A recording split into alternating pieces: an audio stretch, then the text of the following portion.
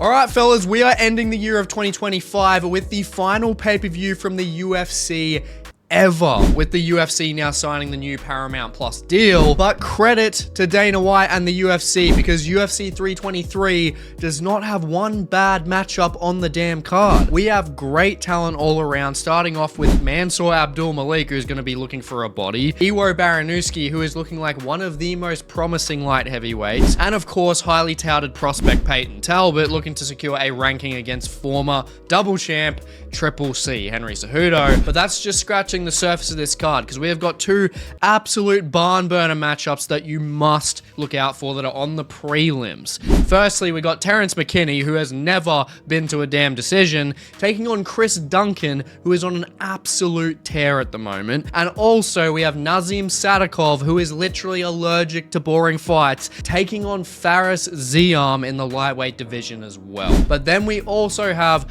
flyweights galore on the main card. We have got former champion Brandon Moreno taking on top contender Tatsuro Taira in what could very easily be the fight of the night with their outputs. And of course, the co-main event between the seemingly unstoppable and most underrated champion there is at the moment, Alexandre Pantoja, taking on fan favorite and striker's delight Joshua Van. Then finally, we have the bantamweight GOAT, and arguably fighter of the year Merab Dvalishvili, taking on former bantamweight champion Petr Yan in a highly anticipated rematch to close off the year and to close off pay-per-views for good now. So without further ado, I'll be predicting and breaking down every single fight on this card and also giving out my fight card awards. Now let's get into the first fight of Muhammad Naimov versus Mairon Santos. A very good fight at featherweight. I think it makes a lot of sense. Now, these fights might not be in the exact order. It's more so pulled from Tapology and ESPN.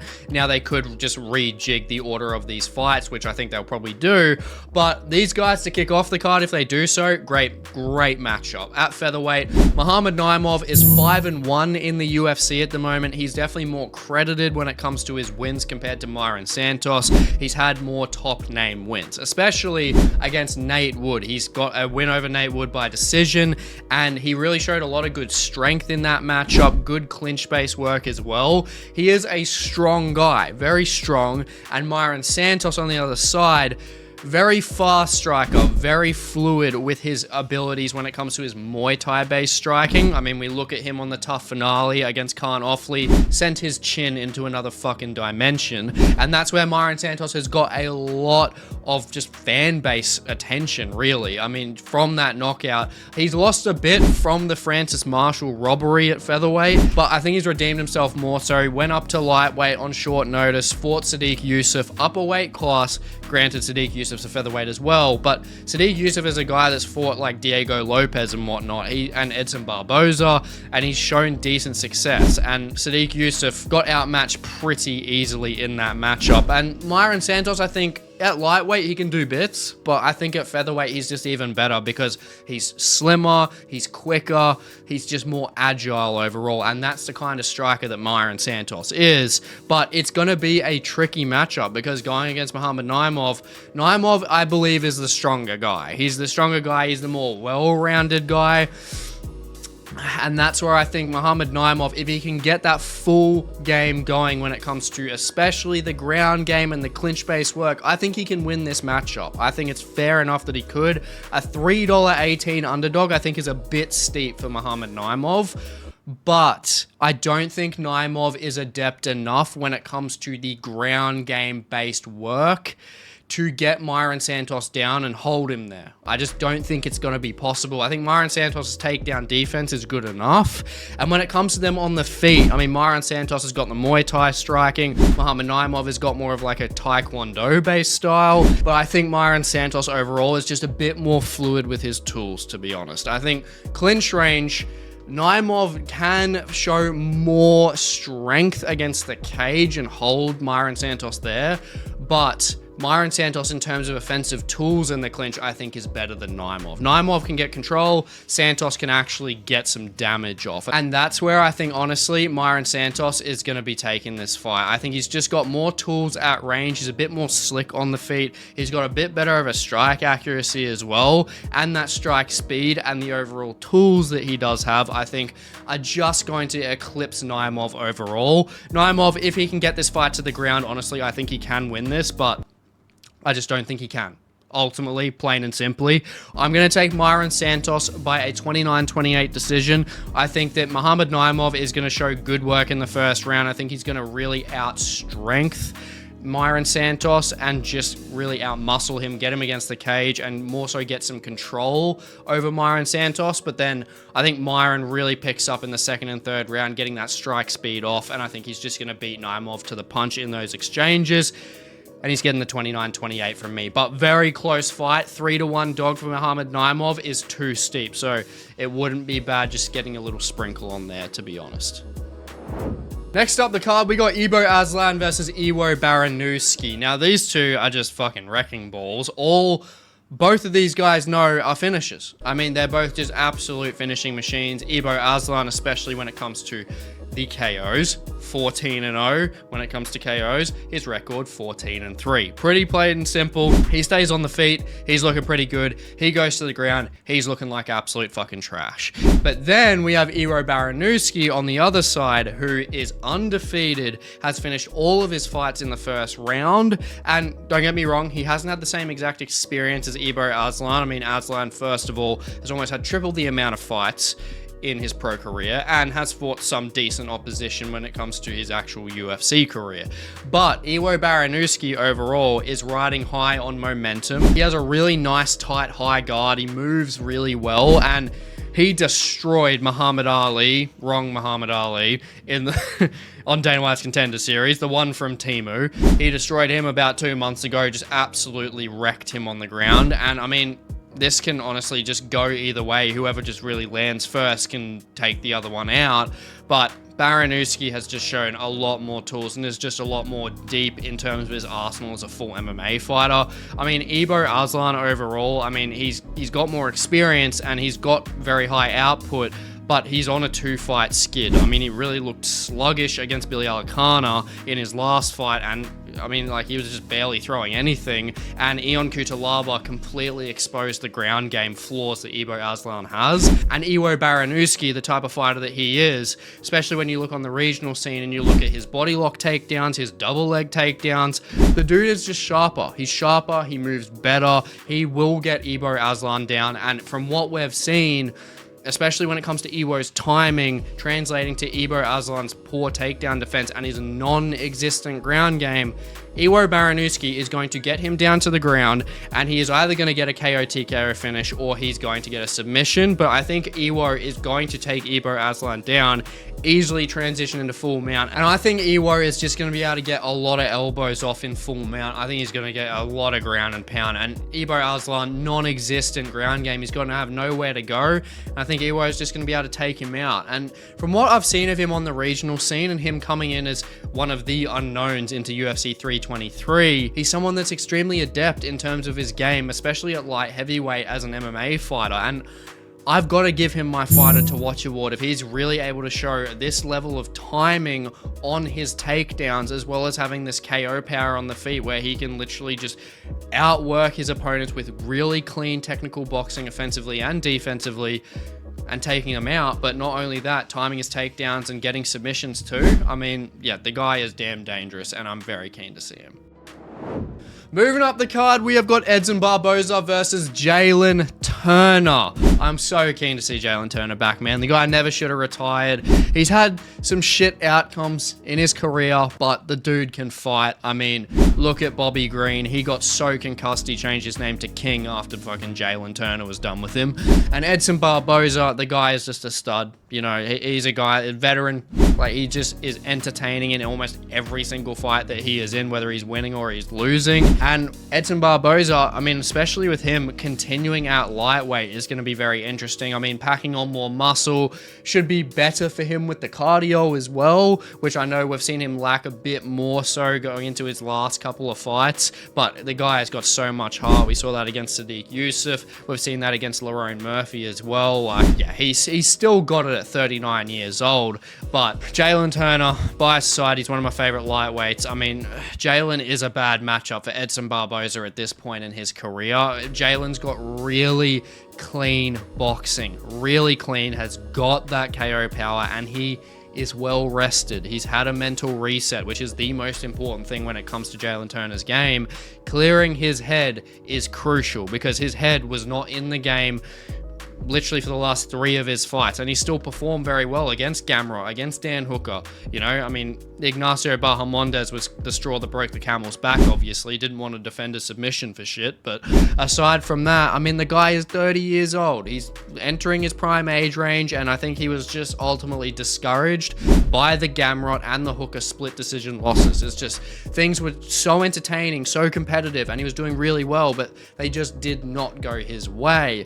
And that's where, on the other side, Edson Barboza, he has been more active and more than Jalin, obviously, but stylistically, yeah, I just don't think this is the best matchup for Barboza, especially when he has lost 3 of his last 5 fights. I mean, he's fought tough opposition, guys like Bryce Mitchell, Lerone Murphy, Drakkar Klose, and yes, he's got, you know, bloody elite striking tools, but almost being 40 years old, man. I mean, Turner has got those stiff, straight strikes, cleaner boxing, and has the power to just shut Barboza out. We know that Barboza doesn't have the best chin in the world, and I mean, Jalin Turner cracking that clean in the first round, that's just enough power to shut out but Barboza early, to be honest. I mean, Barboza has struggled against longer guys, especially like Giga Chikadze and Lerone Murphy as well, but boxing for boxing, Jalin Turner has the power difference here, and I just, him taking out Edson in late round 1 or early round 2, it's just going to take a couple clean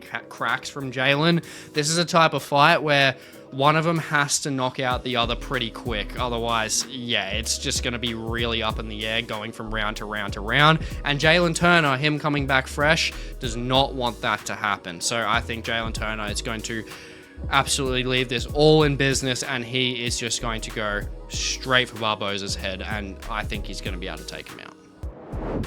Moving up the card, we got Marvin Vettori versus Bruno Ferreira. The unstoppable force in Bruno Ferreira, never been to a fucking decision in his life, versus the immovable object, which Marvin Vettori, as we know, has a chin made out of fucking adamantium. This guy cannot die. I mean, Jared Cannonier literally laying out 16,000 punches on this guy's granite fucking blockhead, and he will not get taken out. Seriously, seriously impressive, but this fight has heavy implications, and especially for Marvin Vettori, because if Bruno Ferreira wins, he's ranked, which is great, but if Vettori loses, he's lost 5 of his last 6 fights, and he will be out of the rankings at that point. And granted, he's only lost to top opposition, and, you know, his chin is just absolutely famous. Best chin in the fucking UFC. But do I think that Bruno Ferreira will be the one to crack it? Because he has got power, he's got crack in those hands,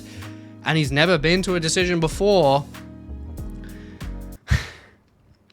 No, I just can't. I can't. I don't see anyone chinning Vettori.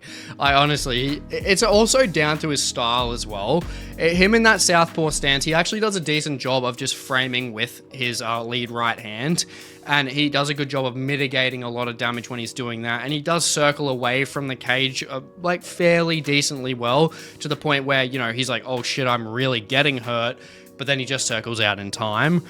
But when it comes to them fighting Bruno and Vettori, I don't think that Bruno is going to be able to knock Marvin Vettori out, but I think he's got enough impact on his shots and the ability to throw longer combinations cleaner that he's going to be able to beat Vettori here on damage in the exchanges. And ultimately, I don't see a submission win for either of them. It's just going to play out with Bruno Ferreira pressing Vettori a lot more, and that's where I think the problem really lies, is Vettori just never changes his fucking game. He really should be hunting top control in a lot of these fights. Like, he should be getting it to the ground. I mean, to be fair, his 9-0 submission record is so fucking overrated. They all came very early in his pro career, so his submission base isn't actually that good. And that's where I think he, like, Vettori, the way he wins, he just outdogs his opponents. But in a 3-round fight with Bruno Ferreira, I just don't really see that happening, especially with Bruno having a lot more experience now. And I think since then,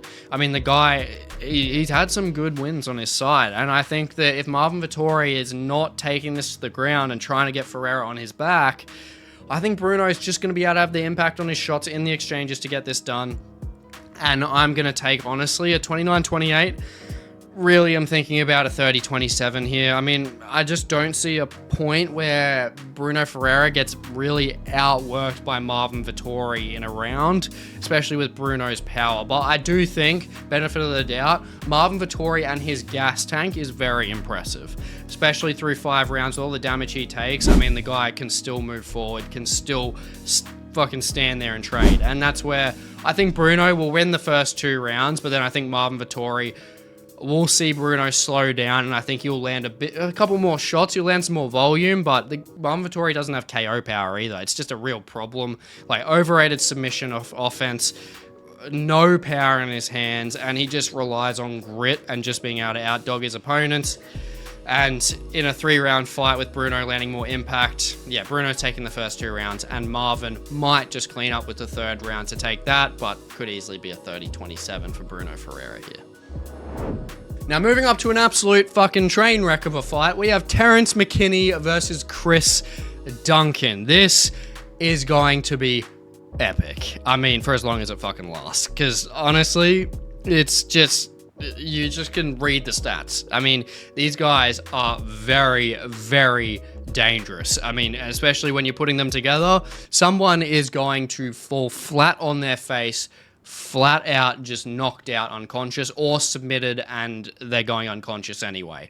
Now, when it comes to this matchup and being made, I wouldn't necessarily say Terrance McKinney deserves this matchup compared to Duncan, because Chris Duncan should realistically be getting a top 15 crack at this point. Chris Duncan has looked so impressive recently. I mean, like, you look at these guys, they barely go to decisions at all, but Duncan is the guy that's just been improving and improving and improving. Like, both of these guys land about 5 significant strikes per minute, so it's going to be a high output fight, but the striking of Chris Duncan has improved immensely. He's got real heavy hands, great technical boxing, hasn't shown any real cardio issues. He's got really nice kicks to the legs, to the body as well. He's got really nice knees and elbows.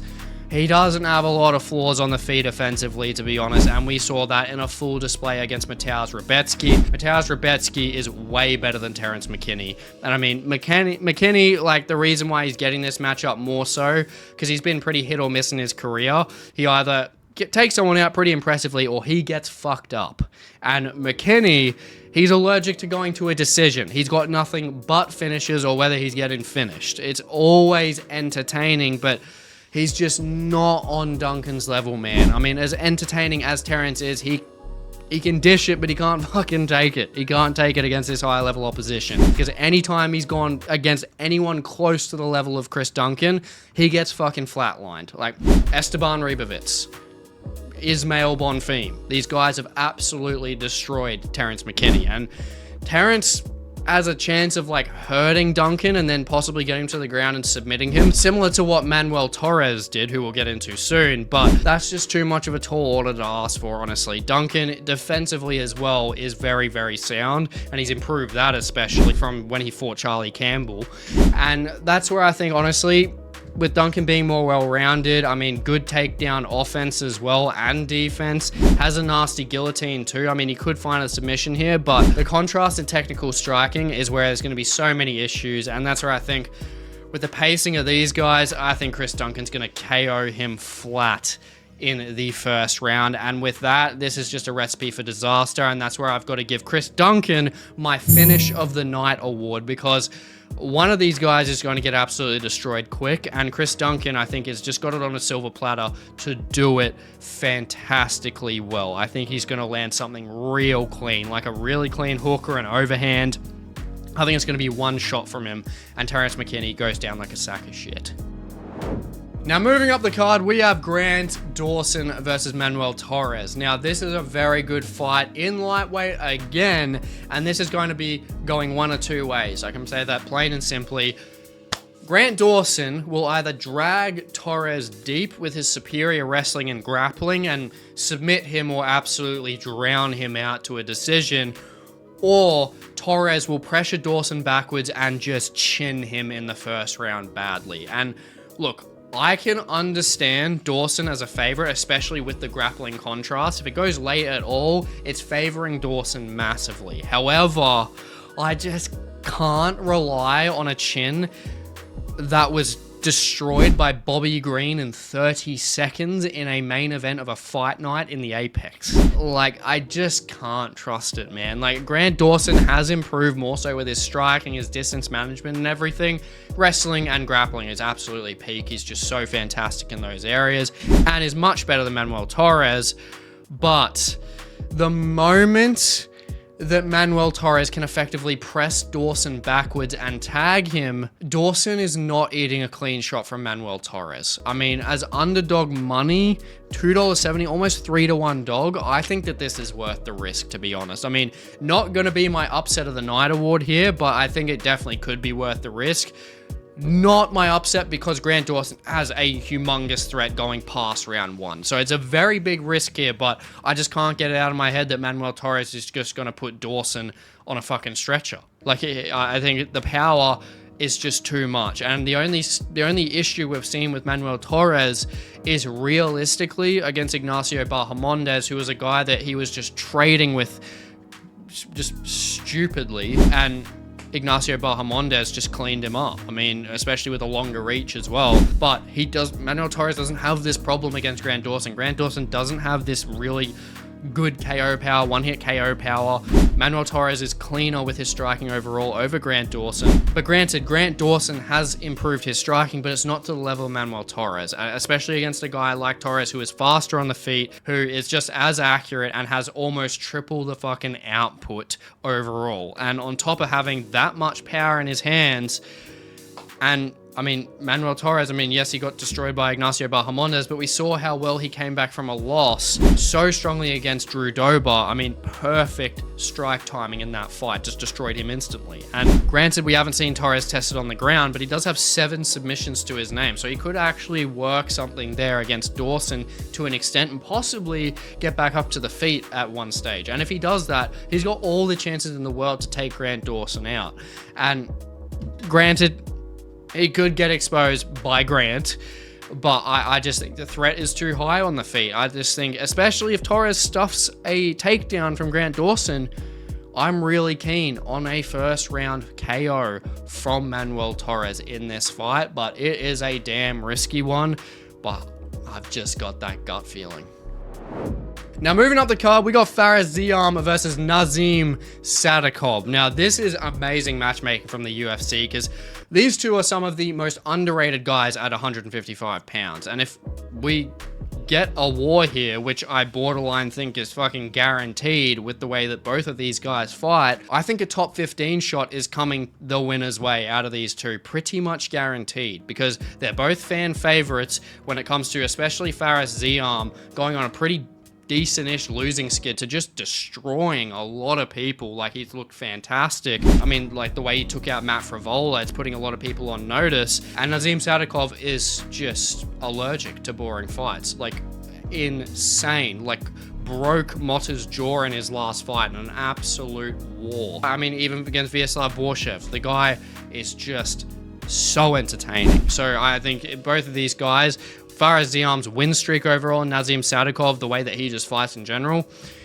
there's a lot on the line for these guys. And I mean, when we look at Fares Ziam, who since got subbed by Terrance McKinney, has just improved ridiculously. He's on a 5-fight win streak. He's outstruck Jai Herbert, outgrappled Mike Davis, and has flicked Matt Frivola's chin into another fucking dimension, as I previously stated. And he just shows tools everywhere. And he's just not showing many holes. And he just has really great clean kickboxing and has got a good reach advantage here. Like 6 inches of reach for Fares Ziam as a traditional kickboxer is huge, especially as Nazim is more so of a brawler-based fighter. I mean, that's where it's extremely dangerous, especially with Fares Ziam and his straight strikes. Like, there's a lot here, especially with Ziam and his improvement in the wrestling-based game against Mike Davis. He's a guy that is going to have a lot of tools against Nazim Sadykhov, but Nazim is not counted out here. On the other side, aside from his draw with Borshev, which was that amazing war, he is on a 10-fight win streak and only has finishes in the UFC. He's very well-rounded. He's got decent wrestling, I'll say that. I mean, he beat Terrance McKinney quite well, but he's got great high output, good dirty boxing. He worked fantastically well through 3-round fights, and we know he absolutely caved in Nicholas Motta. He ate like 30 shots from that guy like it was nothing, and came back and shinned him, broke his jaw. He's a guy that is never counted out of a fight, and he and Ziam are just allergic to bad fights, as we've clearly seen, and that's where I've got to give this my fight of the night award, because they both have durability. They've both never been taken out by a KO TKO. They've both got high outputs. They've both got well-rounded games, and they've both been improving fight after fight after fight. And the odds should be damn close, as they pretty much are. However, with the quality of opposition overall, his reach advantage, and that kickboxing pedigree, I do see Ziam edging this fight on the feet at range. I see the first half of the fight paying dividends, as Nazim doesn't always start the fastest, and that reach advantage with those straight shots along the outside, I think are just going to be the winning piece of the puzzle here for Fares Ziam. I mean, like, both of them are highly accurate, and Nazim is better with his takedown accuracy overall, but it'll be very hard getting Ziam down, and Ziam's got good scrambling capabilities anyway.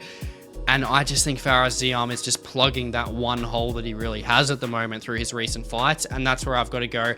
A 29-28 decision for Ziam here. I think Ziam works very well in the first round. I think Nazim really dogs it out in the third, but I think Fares Ziam takes the second as well. I think first, second, he takes those, and Nazim Sadykhov really dogs it out in the third and possibly steals a round from him there, but it could be a 30-27 to Ziam. He's just really got the tools here. Now, moving up the card, we got Mansur Abdul-Malik versus Antonio Tricoli. Let's make this short and sweet. We are about to see a 17th century fucking execution here. I've never been more sure about a fighter winning a fucking fight in my whole damn life. Now, I'm not someone to talk here, absolutely not in this sense, but I don't really understand why Tricoli is still in the UFC. I just don't understand it. Like, I'm not a fighter, I have no say in that, but I just don't understand it from, I guess, just any perspective, to be honest. I mean, he didn't win his Dana White's Contender Series fight and has just now really been brought in to be the UFC prospects fucking heavy bag. I mean, does Tricoli have any thought in this, in why he's accepting these fights that he surely knows that he can't win? I mean, he's been floored by Shara Bullet. He got submitted by Trajan Gore and is now about to be fucking annihilated so badly they're gonna have to fucking censor it on live TV, because honestly, in one single exchange with Abdul-Malik, he's getting chinned badly. Easiest lock of the night. I mean, Mansur Abdul-Malik, along with guys like Ateba Gautier and Yusri Belgoroy, are like the hottest prospects in middleweight at the moment, and Tricoli is like the worst middleweight on the fucking roster. Like, I don't understand it. Mansur Abdul-Malik, firstly, performance of the night award here. As I said, first round, KO, flatline, give it 1 or 2 exchanges, tops. He's done. Now, moving up the card to a more competitive fight, we got Maycee Barber versus Karine Silva. This is very close overall, and there's a couple variables to it that we'll get through. But firstly, it makes a lot of sense when it comes to the rankings and why this fight should be made. Firstly, Maycee Barber, she should be fighting down, as unfortunately for her, she did pull out of her fight with Erin Blanchfield. That was like a few months back, but she pulled out like 20 minutes before that fight fucking started. It was insane, so there's no main event for it. And Karine has been the more active, but had the setback against Viviane Araújo with her consistent boxing pace. Karine Silva kind of got shut down. And I think, you know, leading into this one, she has won her last fight, so she does have a little bit of momentum there. But Karine, I will say, she's definitely like strong. She's one of my favorite flyweights, to be honest. She does very, very high finishing potential. She's got 17 finishes for a female fighter, is very impressive in general. She's definitely strong and is stronger in the grappling, the submission-based threat specifically over Maycee Barber. But that'll require Karine Silva actually getting Maycee Barber down. Karine struggles on the feet, especially against higher output fighters, and without her consistently controlling Barber, I don't see a clear win for her here, because Barber is just so good at outworking her opponents with her pressure and her dirty boxing against the cage. I mean, she has double the output over Karine Silva and is a more accurate striker, which is the severe problem. Usually when you have a lower output, you want to be more accurate because it kind of showcases that you're more of a sniper like MVP, but that's just not the case here. And I think Maycee is just going to be able to bully her on the feet. Karine Silva is slow. She doesn't have good reaction time, and Maycee will be able to drag this deep with her dirty boxing and her clinch work, but her health is a big risk. It's the outlier here, especially for the bet slip. I think we could see Maycee Barber getting drained, but late. I think after the damage is done that she needs to secure the fight. I think Karine will find a better rhythm late in the fight in the third round, but otherwise stylistically I just don't think that this is a great fight for Karine if Maycee is in peak form. And that's where I think Maycee Barber, I mean, she knows that Karine Silva does have power in her hands, and especially when it comes to getting the fight to the ground, she doesn't want to allow Karine Silva to have any form of forward pressure, and that's Maycee Barber's game. She never really allows her opponents to have much forward pressure at all, so her stylistically is a very good matchup against Karine Silva. It's just whether her health will come through for her, which hopefully it does. But that's where I'm going to be taking Maycee Barber by a 29-28 decision. She's going to win round 1, round 2 with the dirty boxing, clean strikes, more accurate striking. And Karine Silva, I think she'll pick it up a bit more as Maycee starts to slow down and land some decent shots on Barber and try to get the fight to the ground. But I just don't think Maycee is going to allow that. I think she'll outland Maycee in the third round with the volume, but that's about it. Barber is going to get the win here. Now, moving up to the final main card of a pay-per-view from the UFC, we have Jan Blachowicz versus Bogdan Guskov. Now, this is a great opportunity for Bogdan Guskov to jump right around that top 5 spot in the division, because he has sneakily gone on a 4-fight finish streak since losing to Volkan Oezdemir. I mean, he's taken out Zach Pauga, he's taken out Ryan Spann, he's taken out Billy Alicana, and he's taken out Nikita Krylov. I mean, he's got the heavy hands. I mean, the guy has never won by a decision. He's got 15 KOs and 3 submissions. The guy has 100% finish rate. Very, very damn dangerous. Tall dude as well. Very nice straight shots, longer combos, and is more accurate than Jan Blachowicz. So why are we seeing Jan Blachowicz as a favorite here? I think it's ultimately skewed by the opposition caliber for one, because Jan Blachowicz is better than anyone that Bogdan has faced, and Jan Blachowicz has faced a lot better opposition than Bogdan Guskov is. And Bogdan, he is on a good win streak, but the names do lack, even compared to, you know, Jan losing to a lot of the fighters he's lost to. And Jan's just pretty much only lost to these guys that are basically former champions or possibly soon to be champions like Carlos Ulberg. And that's where Jan Blachowicz makes all these fights competitive, because he's extremely hard to take out due to his very tight strike defense. He's someone that's really hard to crack. I mean, Carlos Ulberg couldn't do it. Alex Pereira couldn't do it. These really, really dangerous strikers have never been able to take Jan Blachowicz out. And Don't get me wrong, Jan Blachowicz, he can let output slip away from him though. I mean, you know, he's also 9 years older than Bogdan Guskov in this fight at 42, but he's a guy that doesn't use a lot of athleticism. He's a guy that uses very tight strike defense and utilizes timing with his straight shots and his boxing overall, and his absolutely killer leg kicks. We saw what he did against Magomed Ankalaev in that title fight that they did have, just chewed his legs to bits more than Alex Pereira could ever do to Magomed Ankalaev, which is so impressive. And even though Jan has lost 3 of his last 5 and he didn't even have a fight in 2024, I just can't deny Jan Blachowicz's durability, his stiff straight shots and his leg kicks, like especially against stylistically a guy like Bogdan. Because Bogdan, he's such a good, like, natural boxer, but if he can't break down Jan early, I see Jan breaking Guskov down late. And if you're Bogdan and you do take Jan Blachowicz out, that's a massive feather in the cap for him. I mean, because obviously Pereira, Ankalaev, Olberg, all in basically their prime, as well as fucking double champ Reddy Adesanya couldn't do it. I ultimately just think that Jan Blachowicz, if he sticks to that game that we've seen again and again and again, as a boxer in Bogdan Guskov, I'm really worried about him actually winning this fight, because I just think Bogdan Guskov's lead leg is going to get chewed to fucking bits. And if he has to switch to southpaw because of that, his striking's not going to be as effective. And Jan Blachowicz, I think he's going to be able to pick him apart. And that's where I think I've got to take Jan Blachowicz by a split decision. It's very, very close. It's a horrible one for the bet slips, and the odds should be this close overall. I think they're perfect. Because when we look at Bogdan, he uses more volume, but Jan just counters on entries so well. I think round 2, Bogdan picks up the aggression with more volume. And then I think like he could take that fight just on that volume overall, just especially with a strike speed. But Jan investing into that lead leg from the first round, if he's doing that, I think he compromises Bogdan Guskov's leg by literally the second half of the fight. And if he has that lead leg compromised, then Jan Blachowicz is going to be able to outstrike him. I don't think Guskov is going to be able to get Jan Blachowicz down unless he finds him off balance somehow. Very hard to do because Blachowicz isn't this athletic guy that throws a lot of wild shit. And yeah, I think defensively and counter-based abilities, I think Jan Blachowicz is the guy to take this fight. I think he takes round 1. I think Bogdan takes round 2. And then I think Jan, with him dismantling Guskov's base, I think he takes round 3 to get this fight just. It's really going to take a volume versus control-based game, I think, through that first round, especially with Guskov's strike speed.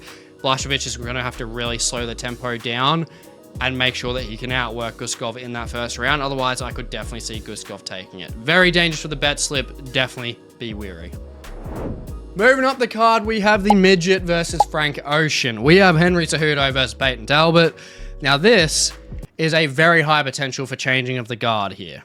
And Payton, in that sense, is extremely gifted as changing of the guard. He's got one-hit KO power, he's got strike accuracy, he's got the speed. That all honestly eclipsed Cejudo's striking skills, to be honest, and I can understand why he is the favorite. He's 11 years younger than Henry Cejudo at a very light weight class, and he's looked great in his especially his last fight against Felipe Lima, who I was very high on and still am. But the offensive-based wrestling he used in that fight was very impressive, and he showed he can keep a good pace for 3 rounds as well. But Henry definitely wouldn't take this fight if he thought he couldn't win. I mean, he's cringy and he's a bit of an idiot, but he's not dumb overall. He's just a cringy idiot. And the big gaping hole that we know that Payton Talbott has in his game is his wrestling defense. And if Raoni Barcelos is controlling him for almost 10 fucking minutes and getting a 30-26 on one of those judges' scorecards, imagine the pedigree of wrestling from Cejudo in contrast. And also a side note, I need to say it as serious prospect privilege at its fucking finest here.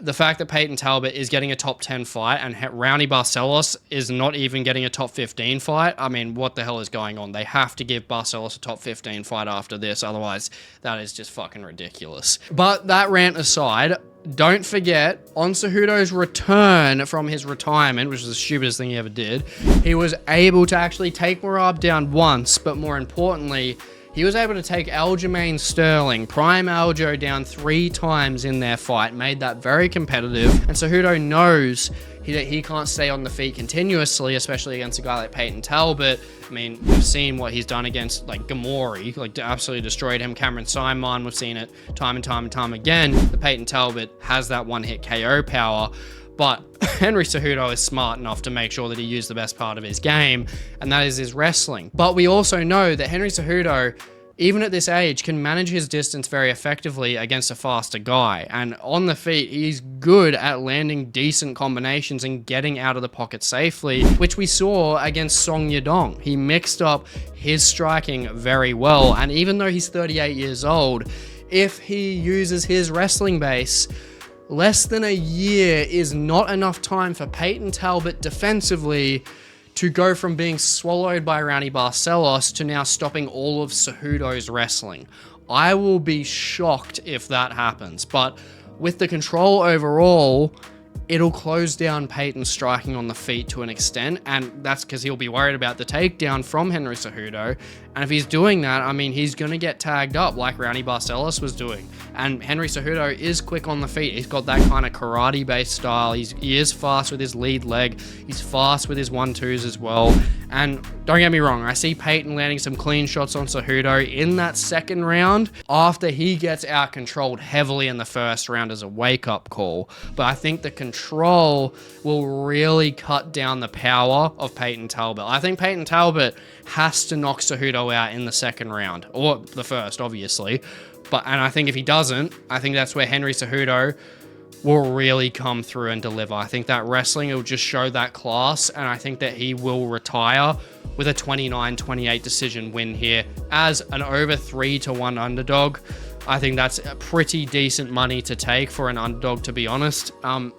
Payton Talbott could honestly take him out. If Henry Cejudo cannot get Payton Talbott down, which I'll be very surprised, then I think that Payton Talbott would be able to take Henry Cejudo out. But Henry Cejudo, with that wrestling pedigree, I think that he's got this one. I just think he needs to make sure that he's timing his wrestling perfectly, timing his entries perfectly, because Payton Talbott, he's got knees, he's got good counter striking as well, but Henry Cejudo, his wrestling will chop down the fluidity of Payton Talbott's striking in general. Cut that down. Cejudo will find more openings to get Payton Talbott down. And from there, he will be able to out-control him very effectively. And we'll see his retirement. Now, moving up the card to our feature, we have Brandon Moreno versus Tatsuro Taira. Holy balls, this is a great fight. I mean, absolutely amazing. And a guaranteed title eliminator at that, since Brandon Royval lost his fight to Joshua Van. This is extremely important for the both of them. And I mean, Tatsuro Taira has some crucial development over the last year. He's had some amazing development. I mean, losing a very competitive decision to Brandon Royval, showing his grappling can keep up with the top of the division, controlling Royval 2 out of those 5 rounds, but his striking obviously did lack in comparison to Royval in that fight. But then he comes out and uses very sharp boxing to take out Hyun Sung Park, completely off his feet, and almost instantly in his most recent fight, he's just really rounding out his game. And I mean, we know his transitional game is absolutely elite, but I do think it's a mistake having a now heavily reinvigorated Brandon Moreno as the underdog in this matchup. Taira is a stud, but that is some disrespect on Moreno's name, I do believe. I mean, Moreno has a wealth of experience over Taira, especially since losing to Brandon Royval by split decision. He's shown dominance over Amir Elbazi and Steve Erceg, where Steve Erceg had a very competitive fight against Alexandre Pantoja. I mean, he was just really perfecting his strike timing and his takedowns. He uses super nice lunging shots with those looping overhands as well. And I mean, this in terms of a striking threat is just something that Tatsuro Taira has never faced before. Royval is good, but this reinvigorated Brandon Moreno, nah, this guy is different. Like, his striking is deadly. And I mean, he's unorthodox with the way he loops his shots. And even more to that point that I make, Taira has not experienced that before. And I mean, the biggest part as well that I think for Brandon Moreno, obviously I think he wins in the striking department, but yes, Taira's transitional capabilities are elite. They're the best part of his game. But honestly, one of, if not the most elite part of Brandon Moreno's game is his scrambling capabilities to get out of those positions. Taira is a beast, but I don't think he's just going to be able to hold Moreno down round after round. I mean, Taira has improved a lot, but not enough in the striking to match Moreno. And Moreno really pushing into his prime now. You think this guy's got to be like 36 or something, the amount of times he's fought in the bloody title fights, but 31 years old, he is now moving into his prime. With the higher volume that he has, he will make this a dogfight, and he will make it a fight that Tatsuro Taira has never faced before.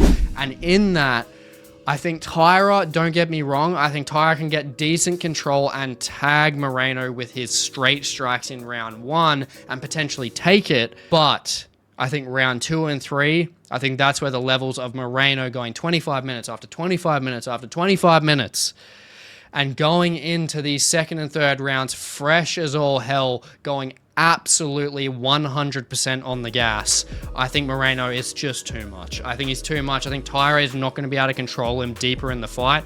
Brandon Moreno is going to be able to scramble out effectively, and I think he's going to land cleaner shots on Taira. He's not going to be able to fully unload because he doesn't want Taira snatching up a double leg and getting decent time when he controls Moreno.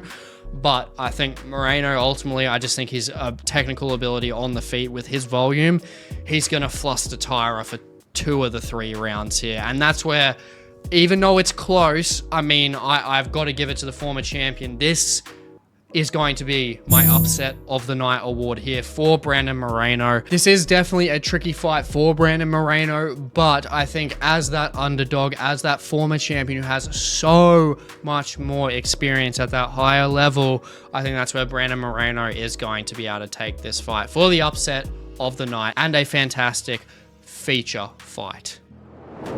Now, moving up the card, we have Alexandre Pantoja versus Joshua Van for the co-main event.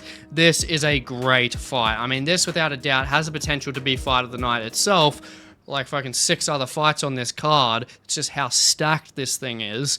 And especially I can say that for this fight because we know the activity of both of these guys. I mean, firstly, credit to Joshua Van being so damn active and continuously putting on entertaining fights. Fighting 5 times in a calendar year is impressive, but winning all of them against quality opposition is just ridiculous at 24 years of age. His boxing pedigree is obviously elite and is so far developed for his age. We can say that he is the best pure boxer in the top 15 right now, even over guys like Manel Kape and everything like that, and he would make a great champion. But UFC 323 is not his day. Alexandre Pantoja is progressing to be the greatest flyweight in history. He's on an 8-fight win streak with 5 title wins. He's got the most submission wins, and he just makes me more and more confident in picking him as time goes on. He's got like the most wins in flyweight as well. I mean, in the UFC, it's just ridiculous. This guy with all the records and obviously just consuming all of the top competition that are in the top 15 still. I mean, it's stupid what he's done to Brandon Moreno, what he's done to Brandon Royval. Joshua Van does have an insanely high output, will make this competitive. He's got 8 significant strikes that land per minute compared to Pantoja at about 5, and is more accurate. And if it does stay on the feet, I think Van will win the fight. I think his boxing pedigree is that elite, especially from the 3rd round onwards, with the dividends that will pay off with Joshua Van ripping the body with that lead left strike that he does have, which can affect Pantoja's only real bloody slight weakness in his damn game, which is his gas tank.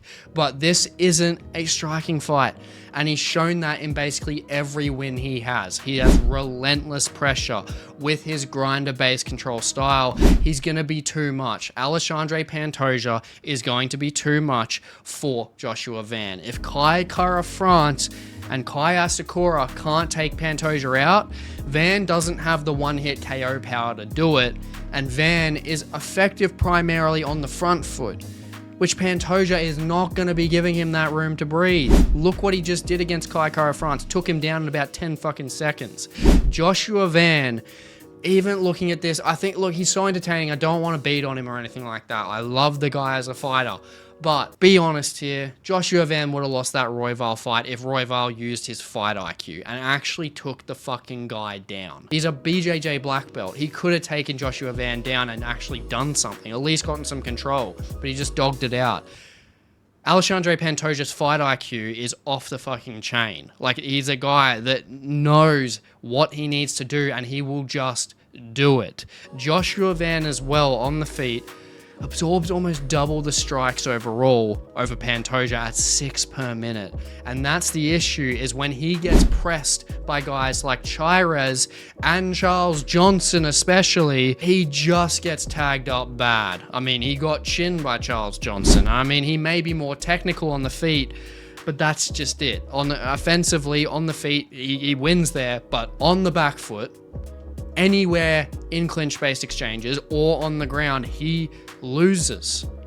And Pantoja can eat the shots. He's never been finished. He has a chin made out of steel, has a wealth of experience in contrast, and Joshua Van hasn't faced anywhere near the grappling pedigree. And Pantoja is probably the most underrated champion in the history of the whole fucking sport. I'll say that now. And he'll just show levels here. I honestly don't see how Joshua Van is lower than a 3-1 dog here. I don't understand how he's $2.85. I think he should be closer to what the main event is in terms of like a $4 underdog, because Alexandre Pantoja, the guy is going to show levels here. Very similar to the Kai Kara France win. I think that he is going to get the submission here. I think he's going to get a rear naked choke finish. I don't think he's going to allow Joshua Van to breathe. He's going to slow Van down across a couple rounds. Joshua Van's not going to have the same snap on his shots when he's pressing forward. Pantoja's easily going to eat that. And that just leaves Joshua Van getting consumed and really worrying about the takedown defense, which is not going to keep up against Pantoja's arsenal of takedown offense. He's going to get taken down, and it's going to be that rear naked choke finish in either round 2 or round 3. Van's just never faced that level of grappling, and it's going to be wraps here.